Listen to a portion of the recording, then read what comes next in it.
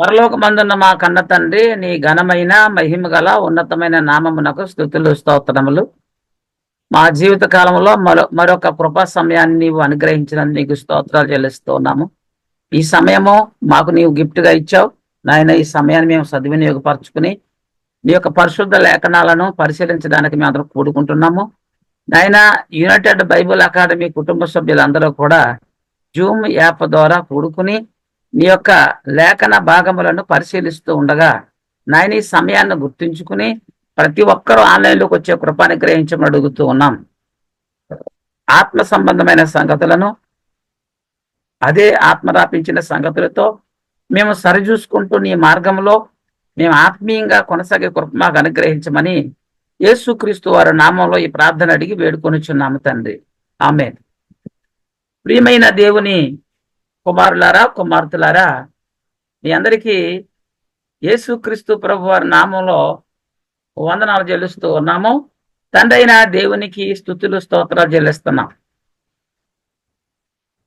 దేవుడిచ్చినటువంటి యొక్క కృపా సమయం మందు త్రిత్వములో నుండి దేవుడు త్రిత్వమా ఏకత్వమా అనేకత్వమా అనేటువంటి అంశంలో నుండి 28వ పాఠాన్ని మనం ఈరోజు నేర్చుకోబోతున్నాము. దేవుడు త్రిత్వమా ఏకత్వమా అనేకత్వమా అనే అంశంలో 28వ పాఠాన్ని మనం ప్రారంభించుకోబోతూ ఉన్నాం. పాఠం ఏంటి అంటే మెల్కీసెదెకు ఎవరు, మెల్కీసెదెకు ఎవరు అనేటువంటి పాఠాన్ని మనం ముందటి వారంలో మనం ప్రారంభించుకుని ముగించుకున్నాం. రెండో భాగంలో మనం ఉన్నప్పుడు హెబ్రీ పత్రిక 7వ అధ్యాయము 1వ వచనం నుండి 10 వచనాలు మనం చూడగలిగితే, మరి అక్కడ రాజులను సంహారం చేసి తిరిగి వచ్చుచున్న అబ్రహామును ఎవడో కలుసుకొని అతనిని ఆశీర్వదించునో, ఎవనికి అబ్రహాము అన్నింటిలో 10వ వంతు ఇచ్చునో ఆ సాలెము రాజును మహోన్నతులకు దేవుని యాజకుడైన మెల్కీసెదెకు నిరంతరమును యాజకుడిగా ఉన్నాడు. అతని పేరుకు మొదట నీతికి రాజనియు తర్వాత సమాధానపు రాజనియు అర్థం ఇచ్చినట్టు సాలేము రాజని అర్థం. ఈ వచనంలో మనం చూస్తే కొన్ని పేర్లు మనకు కనబడుతూ ఉన్నాయి. 3వ వచనాన్ని మనం చూడగలిగితే, అతడు తండ్రి లేనివాడును తల్లి లేనివాడును వంశావళి లేనివాడును జీవితకాలమునకు ఆది అయినను జీవమునకు అంతమునైనను లేనివాడినై ఉండి దేవుని కుమారుని పోలి ఉన్నాడు అన్నాడు. అంటే ఈ యొక్క మెల్కీసెదెకు అనేటువంటి ఆయన తండ్రి లేనివాడు, తల్లి లేనివాడు, వంశావళి లేనివాడు అని మనము ఈ వచనంలో చూడగలుగుతున్నాం. అంటే చాలా మంది మెల్కీసెదెకు అనగానే యేసుక్రీస్తే మెల్కీసెదెకు, మెల్కీసెదెకే యేసుక్రీస్తుగా వచ్చాడు, యేసుక్రీస్తే అనేటువంటి నమ్మకంలో ఉన్నారు. ఇద్దరు ఒకటే నమ్ముతున్నారు. ఎందుకంటే ఆయన తండ్రి లేనివాడు, వంశావళి లేనివాడు, తల్లి లేనివాడు, తండ్రి లేనివాడు, వంశావళి లేనివాడు ఎవరంటే మెల్కీసెదెకు గురించి చెప్తున్నారు. అయితే ఇక్కడ దేవుని కుమారుని పోలి ఉన్నాడు, దేవుని కుమారుని పోలి ఉన్నాడని రాయబడింది అక్కడ. అయితే యేసుక్రీస్తు తల్లి లేనివాడా, తండ్రి లేనివాడా, వంశావళి లేనివాడా అనేది ముందర క్లాసులో మనం నేర్చుకున్నాం. యేసుక్రీస్తు తండ్రి ఉన్నాడు, తల్లి ఉంది, వంశావళి ఉంది అన్నట్టుగా మనం నేర్చుకున్నాం. అలాగే ఆయనకి అంతం ఉందని మనం నేర్చుకున్నాం. మరి ఇతడు ఎంతటి గనుడో చూడండి. మూల పురుషులైన అబ్రహాము అతనికి కొల్లగొన్న శ్రేష్టమైన వస్తువులలో 10వ వంతు ఇచ్చాను. ఆయనకట అబ్రహాం గారు ఏదైతే యుద్ధంలో జయించుకుని కొల్లగొట్టుకుని తీసుకొస్తున్నాడో ఆ యొక్క వస్తువుల్లో శ్రేష్టమైన వస్తువుల్ని 10వ వంతు ఇచ్చాడంట. మరియు లేవి కుమారుల్లో నుండి యాజకత్వం పొందువారు తమ సహోదరులు అబ్రహాము గర్భవాసము నుండి పుట్టినను ధర్మశాస్త్రం చొప్పున వారి యొద్ద అనగా ప్రజల యొద్ద 10వ వంతును పుచ్చుకున్నటకు ఆజ్ఞను పొంది ఉన్నారు గాని వారితో సంబంధించిన వంశావళి లేని వాడైన మెల్కీసెదెకు అబ్రహాము వద్ద 10వ వంతు పుచ్చుకొని వాగ్దానములను పొందిన వానిని ఆశ్రయించాడు. ఈ లేవి అనేటువంటి వంశము అబ్రహాములోంచి వచ్చింది. అంటే 10వ వంతు పుచ్చుకునేటువంటి లేవి దగ్గర కూడా ఈయన 10వ వంతు పుచ్చుకున్నాడు. అబ్రహాము యొద్ద 10వ వంతు పుచ్చుకొని వాగ్దానములను పొందిన వారిని అంటే అబ్రహాం గారిని ఆస్వాదించాడు అని చెప్తుంది వాక్యం.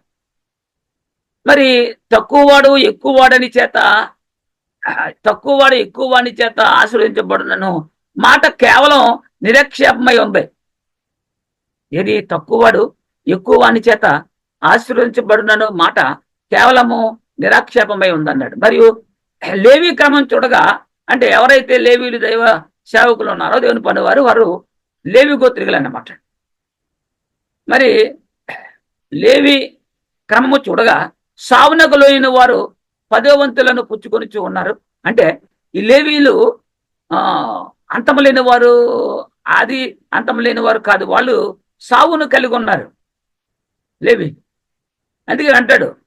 మరియు లేవి క్రమం చూడగా ఈ క్రమం ఎలా ఉందంటే సావునకు లోని వారు 10వ వంతును పుచ్చుకొనిచున్నారు. అయితే ఈ క్రమము చూడగా జీవించుచున్నాడని సాక్ష్యం పొందినవాడు పుచ్చుకొనిచున్నాడంటే ఎవరు జీవించుచున్నాడని సాక్ష్యం పొందినవాడు పుచ్చుకొనిచున్నాడని రాయబడింది.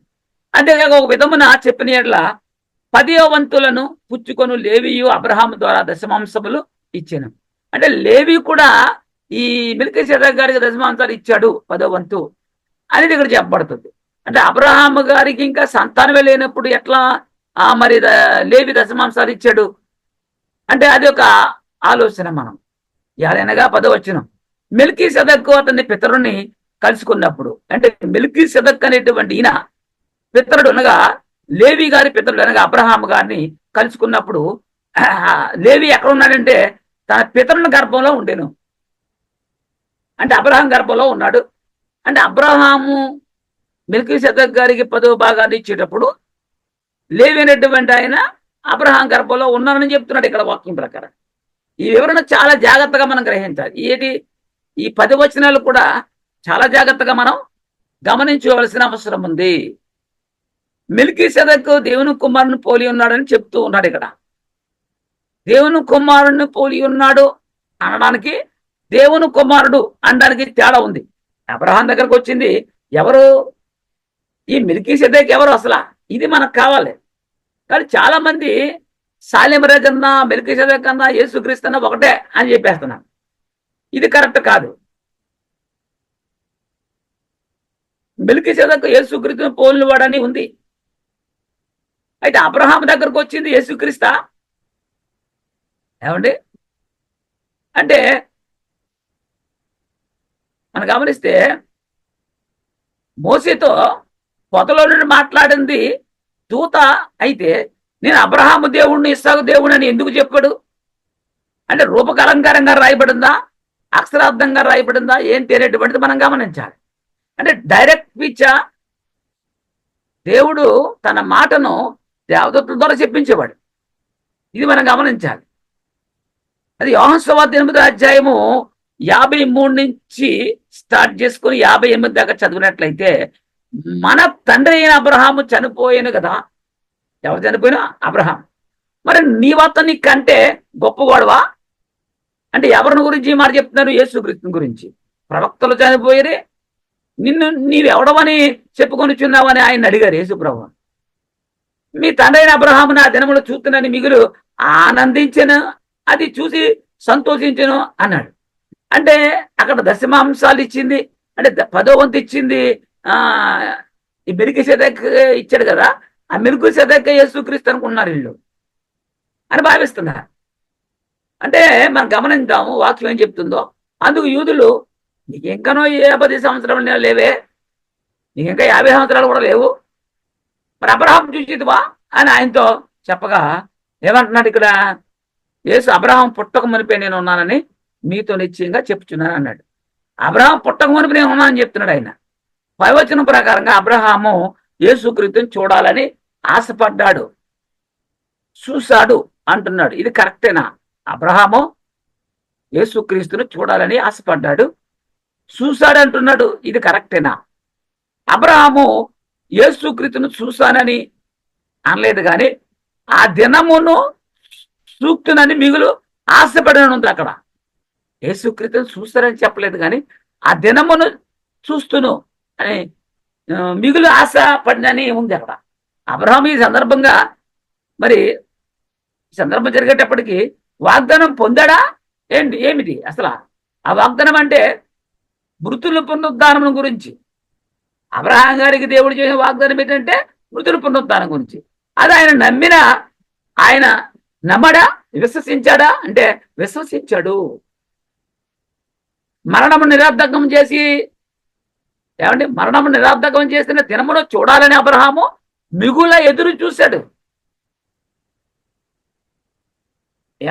మరణమును నిరర్ధకము చేసినటువంటి దినమును చూడాలని అబ్రహాము మిగుల ఆశగా ఎదురు చూశాడు. నా దినమును చూస్తానన్నది అనే దానికి కొన్ని రిఫరెన్స్. ఇది నా దినము చూస్తానన్నది అపోస్తుల కార్యాలు 3వ అధ్యాయం 24, 25, 26 చూస్తే, మరియు సమూయేలు మొదలుకొని ఎందరో ప్రవక్తలు ప్రవచించురో వారందరూ ఈ దినమును గూర్చి ప్రకటించేది. చూడండి, ప్రవక్తల్లో సమూయేలు మొదలుకొని ఎందరో ప్రవక్తలు వారందరూ కూడా ఈ దినమును గూర్చి ప్రకటించారు. ఆ దినము ఏ దినము అంటే చాలా మంది ఇది రెండో రాకడండి, క్రీస్తు రెండో రాకడండి, లోకాంతమని చెప్తారు. అది కాదు. ఈ దినం ఏంటంటే అంత్యదినం కాదు, పునరుద్ధాన దినము, మృతులు పునరుద్ధాన దినము. క్రీస్తు మృతుల్లో నుంచి లేచేటువంటి దినం కొరకు కనిపెట్టారు. ఆ ప్రవక్తలు దేవుడు అబ్రహాముతో నీ సంతానమందు భూలోక వంశములని ఆశ్రయించబడినని చెప్పిన మీ పితరులతో చేసిన నిబంధనకు మీరు వారసులై ఉన్నారంటున్నాడు. పితరులతో వాగ్దానం చేశాడు దేవుడు. ఆ వాగ్దానానికి వారసులు ఎవరు ఉన్నారంటే మనం. ఇది మనం గమనించాలి. దేవుడు తన సేవకుని పుట్టించి మీలో ప్రతి వాని దుష్టత్వం నుండి మళ్లించుట వలన మిమ్ము నాస్వాదించుటకు ఆయనను మొదట మీ వద్దకు పంపేనని చెప్తుంది లేఖనం. ఆశీర్వాదం అంటే ఆత్మ సంబంధమైన ఆశీర్వాదం ఇది. అపోస్తుల కార్యాలు 2:37 ఏమంటాడు? క్రీస్తు పాతాళంలో విడవబడలేదనియు. అపోస్తుల కార్యాలు 2:31 క్రీస్తు పాతాళంలో విడవబడలేదనియు, ఆయన శరీరము పుల్లి పోలేదనియు దావీదు ముందుగా తెలుసుకొని ఆయన పునరుద్ధానం గురించి చెప్పాడు. దావీదు కూడా యేసుక్రీస్తు పునరుద్ధానం గురించి చెప్పాడు. సమూయేలు గారి ప్రవక్తలందరూ కూడా ఆ దినమును గురించే ప్రవచించారు, ప్రకటించారు, ఎదురు చూశారు కూడా. అబ్రహాం ఎదురు చూసింది ఆ దినం. ఏ దినము? క్రీస్తు పునరుద్ధాన దినం. మోసే ఏ దినమును గురించి ఎదురు చూశాడు అంటే అబ్రహాము, దావీదు ఏ దినమును గురించి ఎదురు చూశాడు అంటే బైబిల్లో మనం చూసాం, చాలా చోట్ల స్పష్టంగా రాయబడి ఉన్నాయి. దావీదు, అబ్రహాం కూడా ఏ దినమును గురించి ఎదురు చూశారనేది స్పష్టంగా బైబిల్ చెప్తుంది. అపోస్తుల కార్యాలు 2వ అధ్యాయం 30 నుంచి 31, 36 చూద్దాం. అపోస్తుల కార్యాలు 2వ అధ్యాయము 31 తర్వాత 36 చూద్దాం. అతని సమాధి నేటి వరకు మన మధ్య ఉంది. ఎవరి సమాధి నేటి వరకు మన మధ్య ఉంది? దావీదు సమాధి. అతడు ప్రవక్త అయి ఉండెను కనుక అతని గర్భఫలములో నుండి అతనిని సింహాసనం మీద ఒకరిని కూర్చుండబెట్టెదను అని దేవుడు తనతో ప్రమాణపూర్వకంగా ఒట్టు పెట్టుకొని సంగతి అతడికి. చూడండి, చాలా జాగ్రత్తగా గమనించాలి. ఈ క్రీస్తు పాతాళంలో విడవబడలేదనియు, ఆయన శరీరం కుళ్ళిపోలేదనియు దావీదు ముందుగా తెలుసుకొని ఆయన పునరుద్ధాన దినమును గురించి అంటే యేసుక్రీస్తు పునరుద్ధాన మృతుల్లో లేచేటువంటి దినమును గురించి చెప్పాడు. అప్పుడు ముందుగా 36 ఏముంది? మీరు సిలువ వేసిన ఈ యేసునే దేవుడు ప్రభువుగాను క్రీస్తుగాను నియమించింది. ఈ వచనం చాలా జాగ్రత్తగా అర్థం చేసుకో. మీరంటే యూదులు, సిలువ వేసిన ఈ యేసునే దేవుడు ఏం చేశాడు? ప్రభుగాను. ప్రభు అంటే అర్థం ఏంటి? చాలా మందికి యేసు క్రీస్తు ప్రభు అదొక పేరు అనుకుంటున్నారు వీళ్ళు. ప్రభు అంటే కర్త, భర్త, ఏలేవాడు, రాజు, అధిపతి, పాలించేవాడు. క్రీస్తు అనగా అభిషిక్తుడు, నియమించాను. దేవుడు నియమించాడు రాజుగా, దేవుడు అభిషేకించాడు. ఇది ఇశ్రాయేలు వంశమంతా రూఢిగా తెలుసుకొనమని చెప్పాడు. అపోస్తుల కార్యాలు 3:15 కూడా ఏమన్నాడు? మీరు జీవాధిపతిని చంపితిరి. ఎవరిని చంపారు వాళ్ళు? జీవాధిపతిని. కానీ దేవుడు ఆయనని మృతులలో నుండి లేపెను. అందుకు మేమందరం సాక్షులం. ఈ లేచే దినం కొరకే అబ్రహాం ఎదురు చూశాడు, కనిపెట్టాడు. మోసే, దావీదు అందరూ కూడా. అబ్రహాము ఏ దినాన్ని చూడాలని మిగులు ఆశపడ్డాడంటే క్రీస్తు సమాధిలో నుంచి మృతులలో నుండి పునరుద్ధరణ లేచే దినమును చూడాలని. అది హెబ్రీ పత్రిక 11వ అధ్యాయము 8 నుంచి 11 వరకు చదువుకున్నట్లయితే, అబ్రహాము పిలువబడినప్పుడు విశ్వాసమును బట్టి ఆ పిలుపునకు లోబడి తాను స్వాస్థ్యముగా పొందనై ఉన్న, పిలుపుకు లోబడ్డాడు, తాను స్వాస్థ్యముగా పొందనై ఉన్న ప్రదేశమునకు బయలు వెళ్ళెను. మరియు ఎక్కడికి వెళ్ళవలను అది ఎరుగక బయలు వెళ్ళెను. ఎక్కడికి వెళ్తున్నాడో తెలియకుండా వెళ్తున్నాడు, దేవుడు వెళ్తున్నాడు కాబట్టి. విశ్వాసమును బట్టి అతడును అతని వాగ్దాన వారసు వాగ్దానమునకు సమాన వారసులైన ఇస్సాకు, యాకోబను వారును గుడారములో నివసించు అన్యుల దేశములో ఉన్నట్టుగా వాగ్దత్త దేశంలో పరవాసులై ఉన్నారంటాడు. అంటే దేవుడు వాగ్దానం చేసినటువంటి వాగ్దాన దేశానికి వారు చేరుకున్నప్పటికీ, ఈ దేశం మాది కాదు, ఈ లోకం మాది కాదు, మాకు ప్రత్యేకమైనటువంటి దేశం ఉంది, అదే పరలోకము. దాని కొరకు వారు కనిపెట్టారు. మేము పరవాసులమై ఉన్నాం ఈ దేశంలో, ఈ లోకంలో అన్ని వాళ్ళు చెప్తున్నారు అక్కడ. యానగా దేవుడు దేనికి శిల్పియు నిర్మాణకుడై ఉన్నాడో, దేవుడు దేనికి శిల్పియు నిర్మాణకుడై ఉన్నాడంటే సంఘం, పరలోక రాజ్యం. పునాదులు గల ఆ పట్టణం కొరకు అబ్రహాం ఎదురు చూశాడు. అదండి విశ్వాసమును బట్టి సారాయి వాగ్దానం చేసిన వాడు నమ్మదగిన వాడని ఎంచుకొనెను. వాగ్దానం చేసింది ఆసమచిగా దేవుడు గనుక తాను వయస్సు గతించిన ఆ గర్భము ధరించుటకు శక్తి పొందెను. బలము ఈబడినటువంటి వయసులో, స్త్రీతత్వం ఆగిపోయినటువంటి వయసు, అలాంటి కాలంలో మరి సారా గారు గర్భం ధరించడం జరిగింది. ఎందుకంటే దేవుడు అబ్రహాము విశ్వాసము ద్వారా తన మనోనేత్రములు తెరవబడిన వాడయ్యా దినమాలను చూశాడు మనోనేత్రాలతో. ఇది జాగ్రత్తగా మనం గమనించాలి. చూశాడు అంటే అక్కడ 10వ వంతు ఇచ్చినటువంటి ఆయన యేసుక్రీస్తు అని చెప్పడం కాదు. అక్కడ అబ్రహాము ఎలా చూశాడు? తన మనోనేత్రాలు తెరవబడి యేసుక్రీస్తు పునరుద్ధరణ దినమును చూశాడు. వీరు ఎలా చూశారంటే విశ్వాసం ద్వారా చూశారు, విశ్వాసము ద్వారా చూశారు వాళ్ళు. హెబ్రీ పత్రిక 11వ అధ్యాయం 1వ వచనంలో చూస్తే అంటాడు, విశ్వాసం అనేది నిరీక్షింపబడి వాటి యొక్క నిజస్వరూపం. ఏమి విశ్వసిస్తున్నావో అది ఇప్పుడు లేదు, కానీ రాబోయే కాలంలో ఉంటుంది అని నిరీక్షించావు, నువ్వు నమ్ముతున్నావు. నువ్వు నమ్మేటువంటి విశ్వసించేటువంటి ఆ నిరీక్షణ ఏదైతే నిరీక్షింపబడబోతుందో వాటి నిజస్వరూపము మరి నువ్వు త్వరలో అది చూస్తావు. అదృశ్యమైనవి ఉన్నవనుటకు రుజువునై ఉందంట. విశ్వాసం అనేది ఏంటంటే నిరీక్షింపబడు వాటి యొక్క స్వరూపమును అదృశ్యమైనవి ఉన్నవనుటకు రుజువునై ఉన్నాయి. లోకం ఉంది అంటే నమ్ముతున్నాము. మనకు కనిపిస్తుందా? కనిపించదు, అది కానీ ఉంది. అట్లా హెబ్రీ పత్రిక 11వ అధ్యాయం 24 నుంచి 27 దాకా చూస్తే, మోసే పెద్దవాడైనప్పుడు విశ్వాసమును బట్టి ఐగుప్తుతనము కంటే క్రీస్తు విషయమైన ఎంత గొప్ప భాగ్యం ఎంచుకొని, ఇక్కడ పరిశుద్ధాత్ముడు చెప్తున్నాడు పౌలు గారి ద్వారా సంఘానికి. మోసే కాలంలో క్రీస్తు ఉన్నాడా? కానీ ఎలా?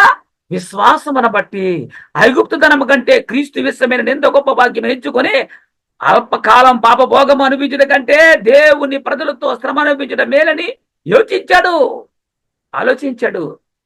ఫరో కుమార్తె యొక్క కుమారుడు అనిపించుకున్నాడు కంటే ఒప్పుకొనలేదంట.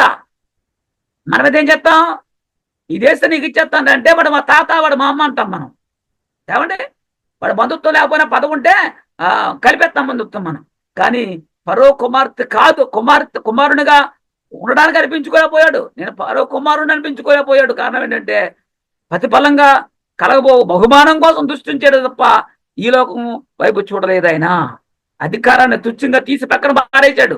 విశ్వాసమును బట్టి అతడు అదృశ్యుడైన వారిని చూచుచున్నట్టుగా అంటాడు. ఎలా చూశాడు? విశ్వసించాడు. మనోనేతలు తెరవబడాయి. ఇది గమనించాలి. స్థిర బుద్ధి గలవాడే రాజాగ్రాములకు భయపడక ఐగుప్తును విడిచి వెళ్ళిపోయాడు. ఎట్లా అంటే విన్నాడు. ఆయన మోసే దృష్టించాడు అని ఉంది ఇక్కడ. అబ్రహాం దగ్గరకు వచ్చిన మెల్కీసెదెకు యేసుక్రీస్తుని బోధించుట కరెక్టా అంటే అది కరెక్ట్ కాదు, తప్పు. అబ్రహాం చూసింది యేసుక్రీస్తును కాదు. యేసుక్రీస్తుని ఎలా చూశాడు అంటే ఆయన మనోనేత్రాలు తెరవబడి విశ్వాసం ద్వారా చూశాడు. మరి ఎట్లా మెల్కీసెదెకు ఎవరెంతకి? ఎఫెసీయులకు రాసిన పత్రిక 1వ అధ్యాయం 17 నుంచి 19 దాకా చూడగలిగితే, మరి మీ మనోనేత్రములు వెలిగించబడినందున ఆయన మిమ్మును పిలిచిన పిలుపు వలన నిరీక్షణ ఎట్టుదో, పరిశుద్ధులలో ఆయన స్వాస్థ్యము యొక్క మహిమైశ్వర్యం ఎట్టుదో, ఆయన క్రీస్తునందు వినియోగపరిచిన బలాతిశయం ఎట్టుదో. ఏమండి, ఎప్పుడు ఇవన్నీ అర్థమవుతాయి? మొదట మన మనోనేత్రాలు వెలిగించబడాలి. ఏమండి? ఆయన క్రీస్తునందు వినియోగపరిచిన బలాతిశయమును బట్టి విశ్వసించు మన యందు ఆయన చూపుచున్న తన శక్తి యొక్క అపరిమితమైన మహాత్మ్యటితో మీరు తెలుసుకొనవలనని మన ప్రభువైన యేసుక్రీస్తు యొక్క దేవుడైన మహిమా స్వరూపయకు తండ్రి తను తెలుసుకున్నట్టు యందు మీకు జ్ఞానమును స్వతంత్రమును గల ప్రత్యక్షము గల మనస్సు అనుగ్రహించినట్లు నేను నా ప్రార్థనలు ఎందుకు మిమ్మల్ని గురించి విజ్ఞాపన చేయుచున్నానని పౌలు గారు చెప్తున్నాడు. మనకు మనోనేత్రాలు కావాలి. ఈ నేత్రాలతో దృశ్యమైన వాటిని చూడగలుగుతాం, మనోనేత్రాలతో అదృశ్యమైన వాటిని చూడగలుగుతాం. ఏమండి? అప్పుడే ఈ మనోనేత్రాలు మనకు కావాలి. అవి మనకు కలిగినప్పుడే వాక్యం మనకి అర్థం అవుతుంది. కంటితో చూసినప్పుడు అక్కడ ఉంది అంటాం, కనిపిస్తుంది కాబట్టి నమ్ముతాం. మరి కనిపించిన వాటిని వాక్యం అర్థం కావాలి మనకి. అంటే మనోనేత్రాలు తెరవబడాలి. క్రైస్తవులు కనిపించేవి చూసేవారు కాదు. అంటే క్రైస్తవులు కనిపించేవి చూస్తారు, కనిపించిన వాటిని కూడా చూసేవారే క్రైస్తవులు. అంటే కనిపించే వాటిని చూస్తాం మనం. పరలోకం కనిపిస్తుందా మనకి? ఉంది అంటున్నావు. ఎలా ఉంది అంటున్నావు? నువ్వు చూసావా? విశ్వసిస్తున్నావు కదా. 2 కొరింథీ 4:15 అంటాడు, ప్రభు అయిన యేసుక్రీస్తును లేపిన వాడు యేసుతో మమ్మును కూడా లేపి, యేసుక్రీస్తు లేపి నువ్వు చూసావా? వాక్యం చెప్తుంది, నమ్ముతున్నాం, విశ్వసిస్తున్నాము. యేసుక్రీస్తుని మృతుల నుంచి లేపినటువంటి ఆ తండ్రి యేసుతో కూడా మమ్మను కూడా లేపి మీతో కూడా తన ఎదుట నిలబెట్టినని ఎరిగి మేము విశ్వసిస్తున్నాం కనుక మాట్లాడుతున్నాం. నమ్మారు, అపోస్తులు నమ్మారు కాబట్టి మాట్లాడుతున్నాం అని చెప్తున్నాడు. యేసుక్రీస్తు అబ్రహాం దగ్గరకు వస్తే క్రీస్తు భూలోకానికి ఎన్నో సార్లు వచ్చినట్లు, ఏమండి? నిజంగా అబ్రహాం దగ్గరికి యేసుక్రీస్తు వచ్చినట్లయితే యేసుక్రీస్తు ఎన్నిసార్లు వచ్చినట్లు? 3వసారి వచ్చినట్లు అవుద్ది. మొదట రాక అబ్రహాం దగ్గర క్రీస్తు రావడం, రెండో రాక మరి గర్భాన్న, మూడోది రెండో రాకల్లో. మరి ఎన్నోసారి వచ్చినట్టు? 3సారి వచ్చినట్ట. యేసుక్రీస్తు అబ్రహాం దగ్గర నిజంగా వచ్చినట్లయితే శరీరంతో అది 3వసారి అయిపోతుంది ఆయన రాక. మలాకి 5:2 ఏమని రాయబడిందంటే, బెత్లెహేము ఎఫ్రాతా యూదా వారి కుటుంబంలో నీవెంత మాత్రమును, ఏమండి, నీవు స్వల్పమైన గ్రామమైనను నా కొరకు ఇజ్రాయేలును ఏలబోవాడు నీలో నుండి వచ్చును. పురాతన కాలం మొదలుకొని శాశ్వత కాలము ఆయన ప్రత్యక్షమగుచ్చి ఉండను. ఎలా? శరీరంతో కాదు.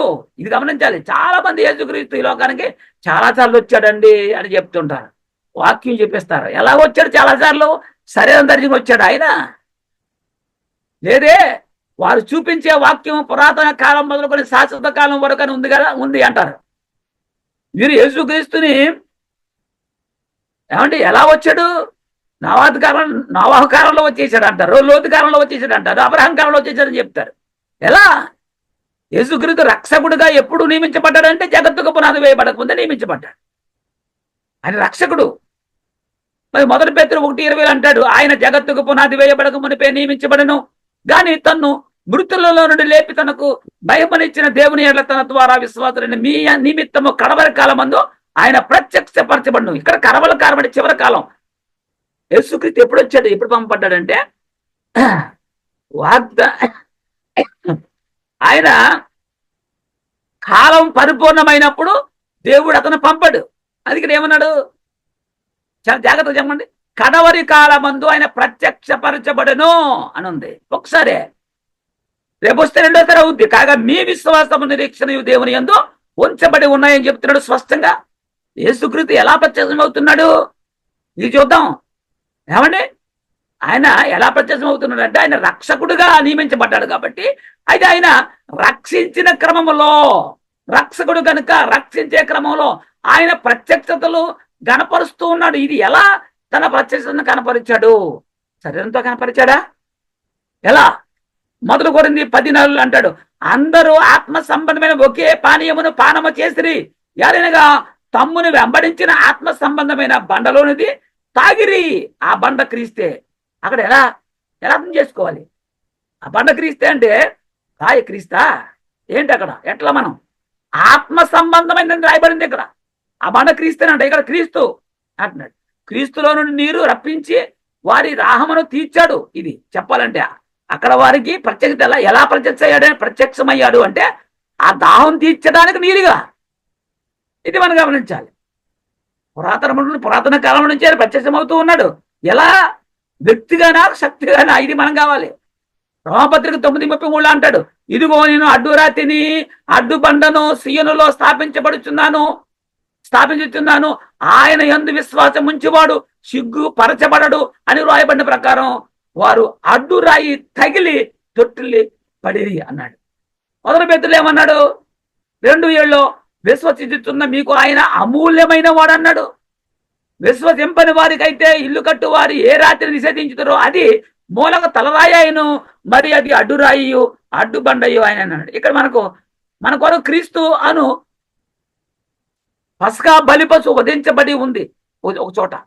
ఎక్కడ చూద్దాం. అది కూడా అడ్డు బండగా అడ్డు రాయిగా, ఏమండి అక్కడ బండ నుంచి ఒక బండగా, ఆ బండ క్రీస్తే అన్నారు.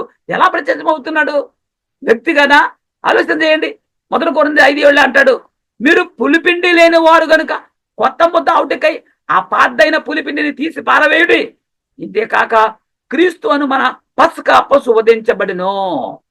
అంటే పస్కా పశువుగా వధించబడ్డాడు. ఇది క్రీస్తుకు సాదృశ్యంగా ఉంది. ఇశ్రాయేలును రక్షించడానికి ఐగుప్తు దేశంలో పస్కా బలి పశు వధించబడి ఉంది. ఇప్పుడు మన కోసం బలి పశువుగా క్రీస్తే వధించబడ్డాడు కదా, సాదృశ్యం కనపడుతుంది మనకి. ఐగుప్తులో దేవుని ప్రజలను సంహార దూత నుండి రక్షించడానికి వధించిన గొర్రె పిల్ల క్రీస్తుకు సాదృశ్యంగా ఉంది.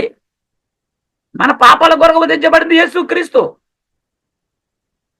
నిర్గమాకాండం 12:21-24 దాకా చూడగలిగితే, కాబట్టి మోషే ఇశ్రాయేలు పెద్దలందరినీ పిలిపించి వారితో ఇట్లనను, మీరు మీ కుటుంబములు చొప్పున మందలో నుండి పిల్లలను తీసుకొని పస్కా పశువును వధించుడి. అదే క్రమాన యేసుక్రీస్తు కూడా పస్కా పండుగ దినం ముందర పస్కా బలి వధించాడు. పస్కా పశువును వధించాడు, భుజించాడు కూడా. దేవుడు మరియు ఇస్సోపు కుంచె తీసుకొని పల్లెములోనున్న రక్తములో దాన్ని ముంచి ద్వారబంధము పైకమ్మిని 2 నిలువు కమ్ములకును పల్లెములో నీ రక్తమును తాకింపవలను. తరువాత మీలో నెవరును ఉదయం వరకు తన ఇంటి ద్వారము నుండి బయలు వెళ్ళకూడదు. ఒక ఆజ్ఞయిస్తున్నాడు. యెహోవా ఐగుప్తీయులను హతము చేయుటకు దేశ సంచారము చేయుచు ద్వారబంధము కమ్మిపై మీదను 2 నిలువు కమ్మిల మీదను ఉన్న రక్తమును చూసి యెహోవా ఆ తలుపును దాటిపోవును, మిమ్మును హతము చేయుటకు మీ ఇండ్లలోనికి సంహారకుడు స్వరబరణీయుడు అంటాడు. రక్తం అనేటువంటిది ఉంటే ఏ రక్తం ఎక్కడిది? పస్కా బలి పశువు రక్తం అది. కాబట్టి మీరు నిరంతరమును మీకును మీ కుమారులకును దీనిని కట్టడగా ఆచరించవలను. అందుకే యేసు క్రీస్తు వధించే ఆ సిలువ ఎత్తి పస్కా పశువుగా వధించబడే వరకు కూడా పస్కా పండుగ జరిగింది. పస్కా పశువును వధించారు వాళ్ళు. నిర్గమకాండం 11:8 చూస్తే, అప్పుడు నీ సేవకులైన వీరందరూ నా యొద్దకు వచ్చి నాకు నమస్కారం చేసి నిన్ను ఆశ్రయించిన ఈ ప్రజలందరూ బయలువెళ్ళుడని చెప్పుదురు. ఆ తర్వాత నేను వెళ్ళుదునను మోసి అలాగునా చెప్పి ఫరో యొద్ద నుండి అత్యాగ్రహంతో వెళ్ళిపోయినని చెప్పి రాయబడి. హెబ్రీ పత్రిక 11:28 అంటాడు, తొలిసూలి పిల్లలను నాశనము చేయువాడు ఇశ్రాయేలును ముట్టకుండు నిమిత్తము అతడు విశ్వాసమును బట్టి పస్కాను రక్త ప్రోక్షణ ఆచారమును ఆచరించినన్నాడు. ఈ పస్కా బలి పశువు క్రీస్తు సాదృశ్యంగా ఉన్నాడు.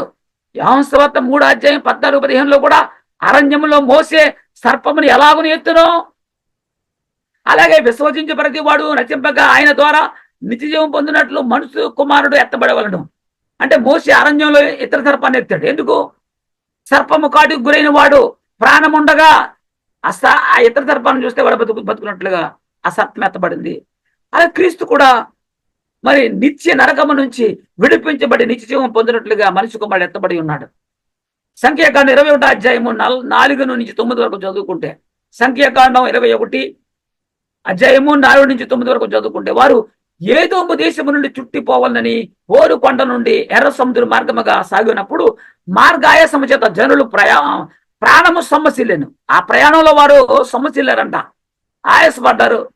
కాగా ప్రజలు దేవునిని మోసేగుని విరోధంగా మాట్లాడి, ఈ అరణ్యములో చచ్చుటకు ఐగుప్తుల నుండి మీరు మమ్మను ఎందుకు రప్పించిదిరి? ఇక్కడ ఆహారం లేదు, నీళ్లు లేవు, చవిచారములు లేవు, ఈ అన్నపానం మాకు అసహ్యం అయిందని చెబుతున్నారు. ఆల్రెడీ తింటున్నటువంటి ఆహారం అసహ్యంగా ఉందంట వాళ్ళకి. అందుకు యెహోవా ప్రజల్లోనికి తాపకరమైన సర్పములు పంపాడు.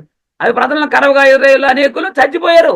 కాబట్టి మరలా ప్రజలు మోసే యొద్దకు వచ్చారు. యెహోవా అనుకో నీకు విరోధంగా మాట్లాడి పాపం చేసామని ఒప్పుకున్నారు వాళ్ళు. అప్పుడు మరలా వారిని కాపాడడానికి యెహోవా ఏం చేశాడు? మోసే ద్వారా మా మధ్య నుండి ఈ సర్పములను తొలగించినట్లు ఆయనను వేడుకోమని మోసే ప్రజల కొరకు ప్రార్థన చేయగా, యెహోవా నీవు తాపకరమైన సర్పం వంటి ప్రతిమను చేయించి స్తంభం మీద పెట్టుమన్నాడు. ఇక నిజంగా సర్పాలు ఉన్నాయి ఇక్కడ, కానీ ఇతర సర్పాన్ని పెట్టాడు. అప్పుడు కరవబడిన ప్రతి వాడును దాని వైపు చూసి బ్రతుకునని మోసేతో సెలవిచ్చాడు. ఇతర సర్పంలో ఏమీ లేదు. కరవబడిన వాడు దాన్ని చూస్తే వాడు బతుకునని చెప్పాడు. దేవుడు ఇచ్చాడు ఆజ్ఞ అక్కడ. అలా కాబట్టి మోసే ఇత్తడి సర్పం ఒకటి చేయించి స్తంభం మీద దాన్ని పెట్టెను. అప్పుడు సర్పపు కాడు తినని ప్రతి వాడు ఆ ఇత్తడి సర్పమును దాన్ని నిదానించి చూసినందుకు బతికినన్నాడు. నిదానించి చూసినందున బతికెను. మరి గమనించాలి, ఆలోచించాలి. ఎందుకంటే మోసే ఇత్తడి సర్పాన్ని ఎత్తాడు వారి కొరకు. అప్పుడు తాపకరమైన పాములు మరి కాటుకు గురైన వారు ఇతర సర్పమును చూస్తే వాళ్ళు బతికారు అని మనకు వాక్యం జల్పిస్తుంది. దేవుడు మరి ఘట సర్పము చేత కాటు వేయబడినటువంటి వాడు, ఏమండి, ఆది ఘట సర్పము చేత కాటు వేయబడిన వాడు నిత్య నరకానికి వెళ్లకుండా మరి సిలువ వేయబడిన క్రీస్తును చూస్తే రక్షింపబడతాడు. అంటే అక్కడ తాపకరమైన సర్పాలు ఉన్నాయి. ఇక్కడ ఆది ఘట సర్పం అనబడే సాతాను కాటు వేయబడిన వాడు నిత్య నరకానికి వెళ్ళిపోతాడు. అలా వాడు నిత్య నరకానికి వెళ్లకుండా సిలువ వేయబడిన క్రీస్తును చూడగలిగితే రక్షింపబడతావు. ఆది మహాఘట సర్పమైన సాతాను పిలిస్తే అప్పుడు సిలువ వైపు చూసిన ఏమండి వాడు రక్షింపబడతాడు అని దేవుని వాక్యం చదివిస్తుంది. మెల్కీసెదెకు అబ్రహాముని యుద్ధంలో గెలిపించడానికి వెళ్ళాడా? మెల్కీసెదెకు అనేటువంటి ఆయన అబ్రహాముని యుద్ధంలో గెలిపించడానికి వెళ్ళాడా అంటే కాదు. ఆల్రెడీ అబ్రహాము యుద్ధంలో గెలిచి వస్తూ ఉన్నాడు. వచ్చిన వాడు యేసుక్రీస్తే అంటారు వీళ్ళు. ఆయన ఏమన్నా గెలిపించడానికి వెళ్ళాడంటే లేదు, యుద్ధం చేశాడు, గెలుచుకున్నాడు, కొల్ల సొమ్ము చేతపెట్టుకుని వస్తున్నాడు, ఆయన ఎదురెళ్ళాడంతే. అబ్రహాం దగ్గరకు వచ్చింది ఎవరంటే అతడు మెల్కీసెదెకు, దేవుని కుమారుని పోలి ఉండి నిరంతరము దేవుని యాజకుడై ఉన్నాడు అని ఉంది అక్కడ. కానీ ఆయన యేసుక్రీస్తు కాదు, ఆయన దేవుని కుమారుడు కాదు, దేవుని కుమారుని పోలి ఉన్నాడని ఉంది అక్కడ. యేసుక్రీస్తు చెప్పాడు కదా, నీ తండ్రి అయిన అబ్రహాము ఆ దినమును చూడ మిగులు ఆశపడునని ఇది చూపించే మెల్కీసెదెకు క్రీస్తు అని తప్పుగా అర్థం చేసుకుంటున్నారు. దేవుడు చెప్పాడు కదా. అంటే ఆయన చూసింది ఎలా చూశాడంటే మనోనేత్రాలు తెరవబడి చూశాడు. పూర్వం నుండి ఆయన ప్రత్యక్షం అవుతూ ఉండేను అన్నాడు కదా. అది ఎలా ప్రత్యక్షం అవుతున్నాడు? పౌలు గారికి యేసుక్రీస్తు ఎలా ప్రత్యక్షమయ్యాడు చెప్పండి? శరీరంతో ప్రత్యక్షమయ్యాడా? స్వరం కదా. ఆలోచించండి. సౌల అంటే చిత్తం ప్రభు, చిత్తం ఎవరు మీరు అడిగారు అక్కడ. ఎలా ప్రత్యక్షమయ్యాడు ఆయనకి? అపోస్తలుల కార్యాలు 9వ అధ్యాయం 3వ వచనం మనం చూడగలిగితే ఇక్కడ ఏమంటాడంటే, అతడు ప్రయాణము చేయించు దమస్కో దగ్గరికి వచ్చినప్పుడు అకస్మాత్తుగా ఆకాశం నుండి ఒక వెలుగు అతను చుట్టూ ప్రకాశించను. అంటే ఇక్కడ క్రీస్తు పౌలు గారికి ఎలా ప్రత్యక్షమయ్యాడు? వెలుగు రూపంలో ప్రత్యక్షమయ్యాడు. వెలుగుగా ప్రత్యక్షమయ్యాడు, వ్యక్తిగా కాదు. 1 కొరింథీ 15వ అధ్యాయము 4 నుంచి 8 దాకా చూడగలిగితే లేఖనముల ప్రకారం 3వ దినమున లేపబడెను. ఆయన కేపాకును అతన్ని ఆ తర్వాత 12 కనబడను. కేపాకు పేతురు గారికి 12 మంది కనపడ్డారట. అటు పిమ్మట 500గా ఎక్కువైన సహోదరులకు ఒక్క సమయం మందే కనబడను. వీరిలో అనేకులు ఇప్పటి వరకు నిలిచి ఉన్నారు, కొందరు నిద్రించిరి. ఇప్పటి వరకు అంటే ఈ దినం వరకు కాదు, ఇది రాయబడే కాలానికి 1వ శతాబ్దంలో పౌలు గారి రాసే కాలానికి కూడా వారు ఇంకా ఉన్నారని అర్థం. ఇది గమనించాలి. తర్వాత ఆయన యాకోబునకును అటు తర్వాత అపోస్తలులకు అందరికీ కనబడను. 8వ వచనం అందరికీ కడపటి కాలం అందు పుట్టినటువంటి నాకును కనబడిను. అంటే కడపటి వాడు చివరిగా నాకు కూడా కనబడ్డాడని చెప్తున్నాడు. పౌలు గారికి అందరికీ అంటే పౌలు అందరికంటే కడపటి వాడుగా పుట్టినవాడు అంటే తల్లిగా కనపడడం, ఆత్మీయంగా జన్మించడం. అది పౌలుగా మారడం. నాకును కనపడను. అయితే పౌలు గారికి యేసుక్రీస్తు ఎలా కనపడ్డాడు? ఏంటని అనుకున్నాం కదా, వెలుగు వలే. అబ్రహాము మెల్కీసెదెకు ఏమైనా ఇచ్చాడా అంటే అపోస్తుల కార్యాలు 22 అధ్యాయము 6వ వచనం చూస్తే, నేను ప్రయాణము చేయుచు దమస్కోనకు సమీపించినప్పుడు మధ్యాహ్న కాలం ముందు ఆకాశం నుండి గొప్ప వెలుగు అకస్మాత్తుగా నా చుట్టూ ప్రకాశించాను. అంటే పౌలు చుట్టూ వెలుగు ప్రకాశించింది. అబ్రహాం మెల్కీషెదెకు గారికి ఏమైనా ఇచ్చాడంటే 10వ వంతు ఇచ్చాడు వాళ్ళకి. పౌలు గారు వెలుగు చూస్తాను, యేసుక్రీస్తు ఆత్మయ్య ఉన్నాడు అప్పటికి. ఎందుకంటే మృతుల నుంచి లేచారు కదా.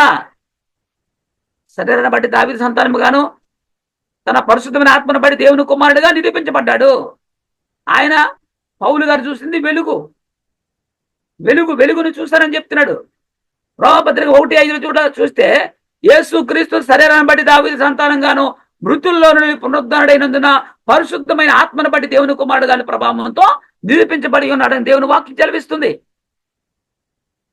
దేవుని కుమారుడు గమనించిన శరీరము ధరించుకొని వచ్చిన క్రీస్తు ఎక్కడ ఆత్మ శరీరంగా మార్చుకున్నాడు? శరీరాన్ని ధరించుకుని వచ్చినటువంటి యేసుక్రీస్తు ఎక్కడ ఆత్మ శరీరం ధరించుకున్నాడంటే మృతుల్లోంచి లేచిన తర్వాత. యేసుక్రీస్తు అబ్రహాము దగ్గరకు రాలేదండి. ఎందుకంటే ఆయన అప్పటికి ఆత్మ ఉన్నాడు కాబట్టి. అబ్రహాము దగ్గరికి వచ్చింది మెల్కీషెదెకు మాత్రమే. ఆయన దేవుని కుమారుని పోలి ఉన్న వ్యక్తే మాత్రము కానీ దేవుని కుమారుడు కాదని వాక్యం మనం చెప్పేది స్పష్టంగా. అయితే అబ్రహాం దగ్గరికి మెల్కీషెదెకు వచ్చినాడికి వెళ్ళినట్టు యేసు ప్రభువుని చూశాడు వచ్చాడని చెప్పడానికి అప్పటికైనా ఆత్మయ్య ఉన్నాడు. ఇంకా శరీరం ధరించుకుని పుట్టలేదు కదా. ఏ మనుషుడు దేవుణ్ణి చూడలేదు, ఎందుకంటే ఆయన ఆత్మ కాబట్టి.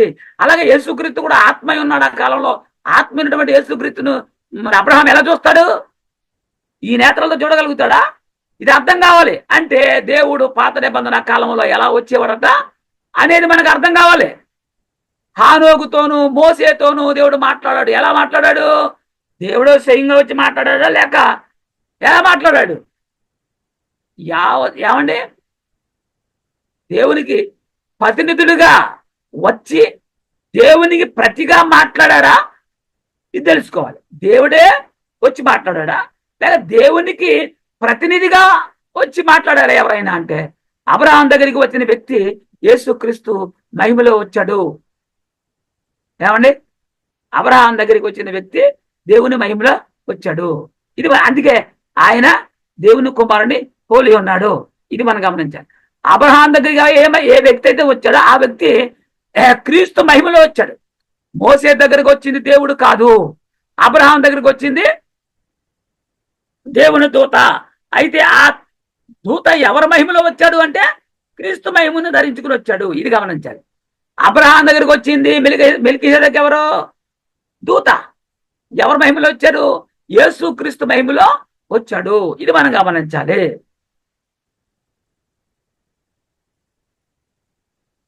క్రీస్తు మహిమను ధరించుకుని వచ్చాడు. యోహాను సువార్త 4:24 అంటాడు, దేవుడు ఆత్మ కనుక ఆయనను ఆరాధించేవారు ఏం చేయాలట? ఆత్మతోనూ సత్యముతోనూ ఆరాధించవలని ఉంది. ఆత్మ అదృశ్యమై ఉంది, కంటికి కనిపించదు. అది మరి కంటికి కనిపించినటువంటి ఆత్మ అయిన క్రీస్తుని అబ్రహాం ఎలా చూశాడు? శరీరం ధరించుకున్నటువంటి అబ్రహాం ఎలా చూశాడు అంటే అబ్రహాం దగ్గరికి వచ్చినటువంటి మెల్కీషెదెకు దూత. ఆయన క్రీస్తు యొక్క మహిమను ధరించుకుని వచ్చాడు. 1 తిమోతి 1:17 అంటాడు, సకల యుగములలో రాజయుండి అక్షయుడును అదృశ్యునగు అద్వితీయ దేవునికి ఘనతయు మహిమయు యుగ యుగములు కలుగును గాక ఆమె అంటాడు.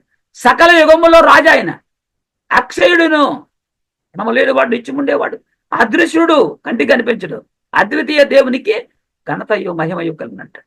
అదృశ్య దేవుడు, కంటికి కనిపించిన దేవుడు. కొలస్సీ 1:15 అంటాడు, ఆయన అదృశ్య దేవుని స్వరూపై. ఏమండి, ఆయన అదృశ్య దేవుని స్వరూపై సర్వ సృష్టికి ఆది సంభూతుడు. ఎవరి గురించి మాట? యేసుక్రీస్తుని గురించి.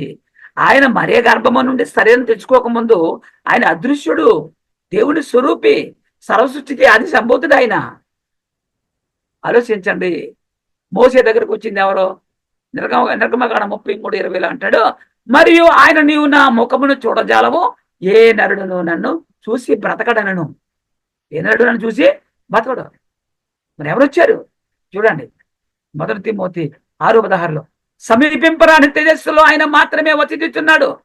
అంటే మనిషి ఆయన దగ్గరికి వెళ్ళలేరు, చేరలేం మనం. అమరత్వం గలవాడై ఉన్నాడు ఆయన. మనుషుల్లో ఎవడనో ఆయన చూడలేడు, ఎవడనో చూడనేరడు. ఆయనకు ఘనతయు శాశ్వతమైన ప్రభావమును కలిగి ఉండునుగాక. ఆమెనంట. సమీపింపరాని తేజస్సు. మనిషి ఈ శరీరం కలిగి ఉన్నవాడు సమీపించలేడంట, ఆ తేజస్సు చూడలేడట. ఆయన మాత్రమే అలాంటి మహిమలో వసిస్తున్నాడు. అమరత్వం గలవాడై ఉన్నాడంట. మనుషుల్లో ఎవడను ఆయన్ని చూడలేదని బైబిల్ చెప్తుంటే అబ్రహాం చూశారని చెప్తున్నావు నువ్వు. యేసుక్రీస్తుని చూశాడంటే యేసుని ఎట్లా చూస్తాడు? ఆయన దేవుని స్వరూపం అంటున్నాడు, అదృశ్య దేవుని స్వరూపం అంటున్నాడు. సమీపింపరాని తేజస్సులోగా ఆయన అమరుడై ఉన్నాడని చెప్తున్నాడు. యోహాను సువార్త 1వ అధ్యాయం 18వ వచనం చూస్తే, ఎవడనో ఎప్పుడైనా నువ్వు దేవుని చూడలేదు, తండ్రి రమ్మునున్న అద్వితీయ కుమారుడే అనేక ఏమంటే ఆయనను బయలుపరిచిను. తండ్రిని బయలుపరిచింది యేసుక్రీస్తు. యేసుక్రీస్తు చెప్పిన మాట 1 యోహాను 4:12 చూస్తే, ఏ మానవుడును దేవుణ్ణి ఎప్పుడు నువ్వు చూసి ఉండలేదు. మన ఒకరినొకడు ప్రేమించిన దేవుడు మన యందు నిలిచి ఉండును, ఆయన ప్రేమ మన యందు సంపూర్ణమగును. ఒకరినొకడు ప్రేమించగలిగితే మనలో దేవుడు ఉంటాడు. దేవుడు ప్రేమస్వరూపి కదా. ఇక్కడ ఏనడు దేవుడు చూడని చెప్తే ఆ మోసేగత దేవుడు మాట్లాడని చెప్తారు. ఎట్లా? ఇది మనం గమనించాలి. దేవునికి ప్రతిగా దూత మాట్లాడుతుంది. యోహాను సువార్త 5వ అధ్యాయం 37వ వచనం చూడగలిగితే, మరియు నన్ను పంపిన తండ్రియే నన్ను గూర్చి సాక్ష్యం ఇచ్చుచున్నాడు. మీరు ఏ కాలమందైనను ఆయన స్వరమును వినలేదు, ఆయన స్వరూపమును చూడలేదు. ఏ కాలమందైనా అబ్రహాం కాలంలో చూడలేదు, నోవా కాలంలో చూడలేదు, ఏమండి దావీదు కాలంలో చూడలేదు. ఎందుకు చూడలేదు? ఆయన అదృశ్యుడు కాబట్టి. ఆయన స్వరాన్ని మీరు వినలేదు. మరి ఎవరు మాట్లాడింది? దేవదూతలు దేవునికి ప్రతిగా వచ్చారు. ఆయన స్వరూపం ఎవరు చూడలేదు. మరి ఎవరిని చూశారు? మోసే, అబ్రహాము. అంటే ఆయన ప్రతిగా వచ్చినటువంటి వ్యక్తులను చూశారు వాళ్ళు. యోహాను సువార్త 6వ అధ్యాయం 47వ వచనం చూస్తే, యోహాను సువార్త 6:47, దేవుని యొద్ద నుండి వచ్చిన వాడు తప్ప, ఎక్కడి నుంచి? దేవుని యొద్ద నుంచి వచ్చిన వాడు తప్ప. దేవుని యొద్ద నుంచి ఎవరు వచ్చారు? యేసుక్రీస్తు. ఎవడనో తండ్రిని చూసి ఉండలేదు, ఈయనే తండ్రిని చూసి ఉన్నాడు. ఒక్క యేసుక్రీస్తే తండ్రిని చూశాడు తప్ప ఇంతవరకు ఈ క్షణం వరకు ఎవరు దేవుని చూడలేదు. అనేక మంది బోధకులను దేవుని చూశాను రాదని చెప్తారు. తప్పు, అబద్ధం అది. దేవుణ్ణి చూసిన ఏ నరుడు బ్రతకడు. మరి అబ్రహాం, మోసే దేవుని చూశాడు, దేవునితో మాట్లాడని చెప్తే ఎట్లా? అబ్రహాం యేసుక్రీస్తుని చూశాడంటే ఎట్లా అవుతాయి? అప్పుడు శరీరం ధరించుకొని రాలేదు కదా. దేవుని స్వరూపంలో ఉన్నాడు, అదృశ్యమై ఉన్నాడు. అప్పుడు మనుషులు దేవుని ఎలా చూస్తారండి? అంటే దేవుడు పంపగా, దేవుని పక్షముగా, దేవుని మహిమలో దేవుని దూతలు, యెహోవా దూతలు రాయబారులుగా మనుషుల యొద్దకు పంపబడ్డారు. దేవుని దూతలు వాళ్ళు ఎలా వచ్చారు? దేవుని మహిమలో దేవుని దూతలు వచ్చారు, దేవుని పక్షంగా వచ్చారు. ఏమంటే దేవుని పక్షంగా మాట్లాడారు. అది తప్ప నిజంగా దేవుడు మాట్లాడలేదు, నిజంగా దేవుడిని వారు ఎప్పుడు చూడలేదు. హనోక్ కానీ ఏమండి మోసే కానీ, అబ్రహాం కానీ, దావీదు కానీ ఎవరు కూడా దేవుణ్ణి ఇంతవరకు ఏ నరుడు చూడని చెప్తున్నారు. ఈ దూతలు మనుషులతో ఎలా మాట్లాడుతూ ఉంటారు అంటే, మోసేతో మాట్లాడిన పద్ధతి చూద్దాం ఒకసారి. మనం నిర్గమకాండం 3వ అధ్యాయం 1వ వచనం నుండి 8వ వచనం వరకు చదువుకుందాం. మోసేతో దేవుడు మాట్లాడా లేక దూత మాట్లాడిందంటే ఆ వాక్యంలో మనకి అర్థం కావాలి మనసు పెట్టి. మోసే మిద్యాను యాజకుడైన ఇత్రోను తన మామ మందను మేపుచూ ఆ మందను అరణ్యం అవలకు తోలుకొని దేవుని పర్వతమని హోరేబునకు వచ్చాడు. మందను మేపుకుంటూ వచ్చాడు హోరేబు కొండకి. ఒక పొద నడిమిని అగ్ని జ్వాలలో యెహోవా దూత, ఎవరు చూడండి, ఏ దూత? యెహోవా దూత అతనికి ప్రత్యక్షమాయను. అతడు చూసినప్పుడు అగ్ని వలన ఆ పొద మండుచుండెను గాని పొద కాలిపోలేదు. మంట మండుతుంది, చెట్టు పచ్చగా ఉంది, కాలిపోలేదంట. అప్పుడు మోసే ఆ పొద ఎలా కాలిపోలేదో నేను ఆ తట్టు వెళ్ళి ఈ గొప్ప వింత చూస్తాను అనుకున్నాడు. దాన్ని చూసిన అతడు ఆ తట్టు వచ్చిన యెహోవా చూచెను. చూడండి ఇక్కడ ఏమైంది, అక్కడ ఏమన్నాడు? యెహోవా దూత అన్నాడు పై వచనంలో. ఇక్కడ వచ్చేది ఏమన్నాడు? యెహోవా చూచెను. దేవుడు ఆ పొద నడుమ నుండి మోసేతో మోసే మోసే అని అతన్ని పిలిచాను. అందుకే అతను చిత్తం ప్రభువా నేను. చాలా జాగ్రత్తగా గమనించాలి. ఇది చూస్తున్నారు ఇక్కడ. మోసేతో దేవుడు మాట్లాడాడు, మోసే చూశాడు, దేవుడు చూశాడు మోసేనని. అక్కడ ఏమని రాయబడింది? యెహోవా దూత ప్రత్యక్షమయ్యనుంది అక్కడ. అంటే డైరెక్ట్ స్పీచ్ అన్నమాట. ఇంకా దేవుడు చెప్పాడు, దేవుడు చెప్పినట్లుగానే వాళ్ళు చెప్తున్నారు, ఒక అక్షరం పొల్లిపోకుండా చేర్చకుండా. అందుకు ఆయన దగ్గరికి రావద్దు, నీ పాదముల నుండి నీ చెప్పులు విడుము, నువ్వు నిలిచి ఉన్న స్థలము పరిశుద్ధ ప్రదేశం అనెను. ఆయన ఆయన ఏమన్నాడు? మరియు ఆయన, నేను నీ తండ్రి అయిన దేవుడను, నీ తండ్రి దేవుడు, నేను నీ తండ్రి దేవుడును, అబ్రహాము దేవుడును, ఇస్సాకు దేవుడును, యాకోబు దేవుడు అని చెప్పగా మోసే తన ముఖమును కప్పుకొని దేవుని వైపు చూడవలసిన. అంటే ఇక్కడ దేవుని వైపు చూడవలసిన అంటే దేవుని వైపు చూశాడు అని అనుకున్నారు వీళ్ళు. కానీ వచ్చింది దూత అనే విషయాన్ని మనం గమనించాలి. మరి యెహోవా ఇట్లా, నేను ఐగుప్తులోనున్న నా ప్రజల బాధను నిశ్చయంగా సూచితని, పనుల్లో తమ్మును తమ్మును కష్టపెట్టు వారిని బట్టి వారి పెట్టిన మరణం వింటిని, వారి దుఃఖములను నాకు తెలిసే ఉన్నాయి అంటాడు. కాబట్టి ఐగుప్తీయుల చేతిలో నుండి వారిని విడిపించుటకును, ఆ దేశంలో నుండి విశాలమైన మంచి దేశములకు, అనగా కనానీయులకును, ఇత్తీయులకును, అమోరీలకును, పెర్జీలకును, ఇవీలకును, యోబీసీలకును నివాసస్థలమైన పాలు తేనెలు ప్రవహించే దేశమునకు వారిని నడిపించుటకును దిగవచ్చి ఉన్నాను మోసే అని చెప్తుంటే దేవుడే మాట్లాడుతున్నాను అనుకుంటున్నారు వీళ్ళు.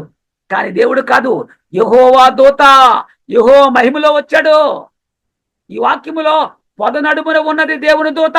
అయితే అక్కడ మరలా మాట్లాడుతూ యెహోవా చూచాడని ఉంది. అక్కడ మోసే దగ్గరకు వచ్చింది దేవుడా లేక దూత అంటే దూత మాత్రమే వచ్చింది.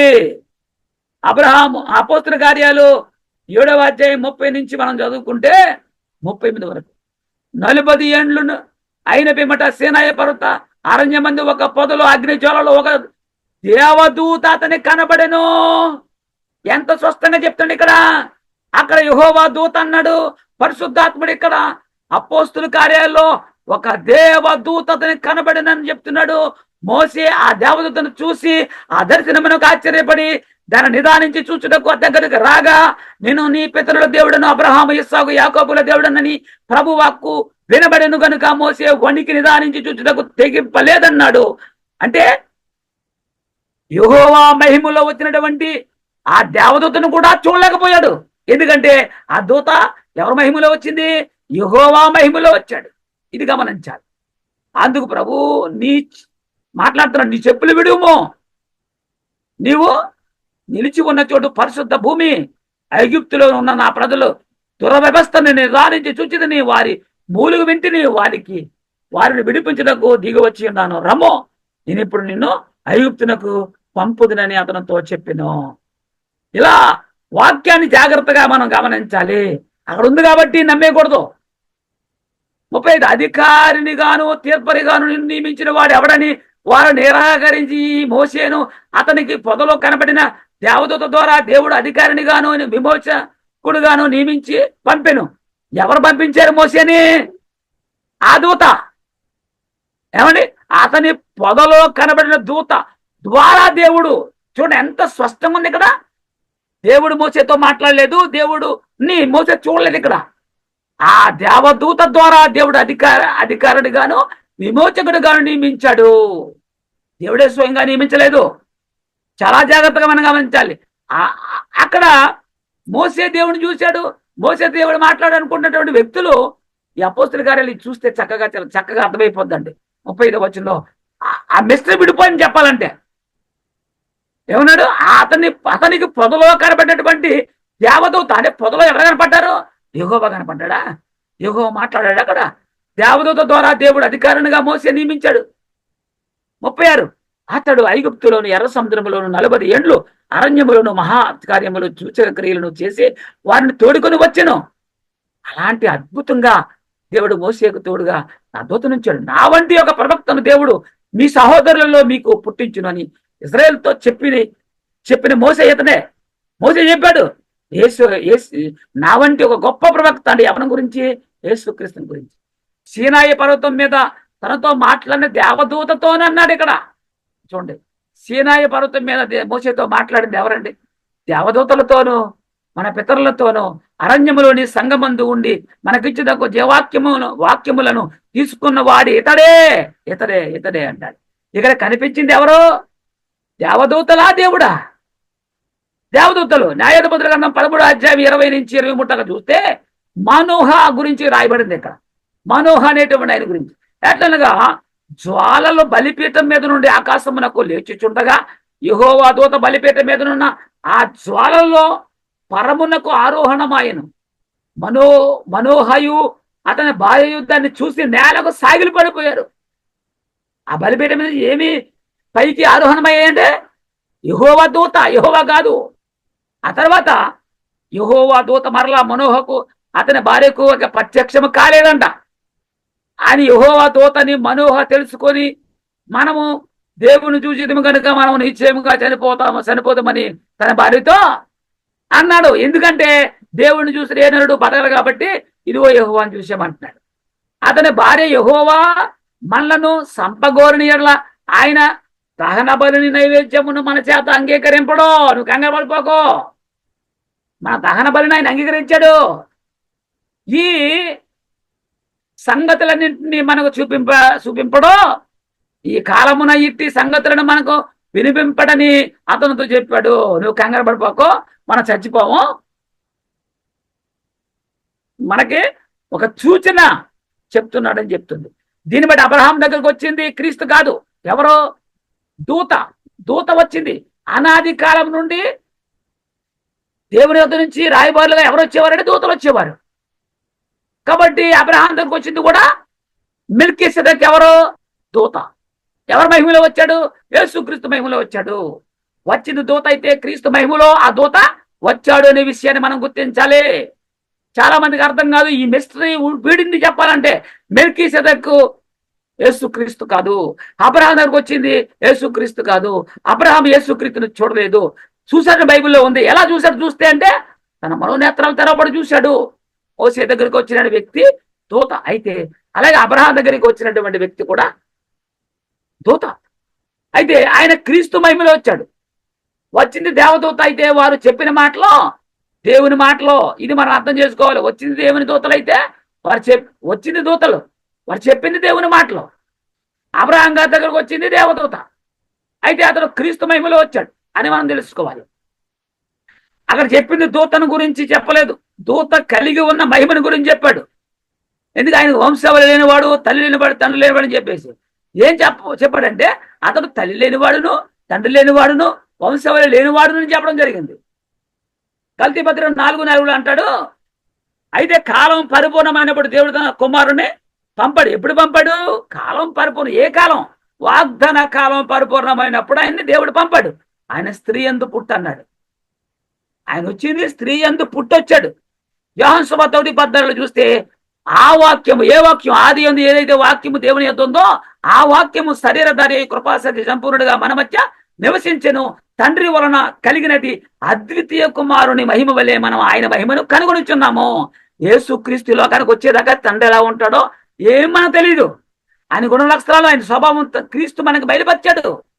1 తిమోతి 3:16 మనం చూడగలిగితే నిరాక్షేపముగా దైవభక్తిని గురించిన మర్మము గొప్పదై ఉన్నది. ఆయన సశరీరుడుగా ప్రత్యక్షుడాయను, ఆత్మ విషయమున నీతిపరుడని తీర్పు నొందెను, దేవదూతలకు కనబడెను, రక్షకుడని జనములలో ప్రకటింపబడెను, లోకమందు నమ్మబడెను, ఆరోహణుడై తేజోమయుడై ఉన్నాడు. హెబ్రీ పత్రిక 10:10 అంటాడు, యేసుక్రీస్తు యొక్క శరీరం ఒక్కసారియే అర్పించబడుట చేత. ఆయన ఒకసారే శరీరం ధరించుకొచ్చాడు, అనేక సార్లు శరీరం ధరించి రాలేదు.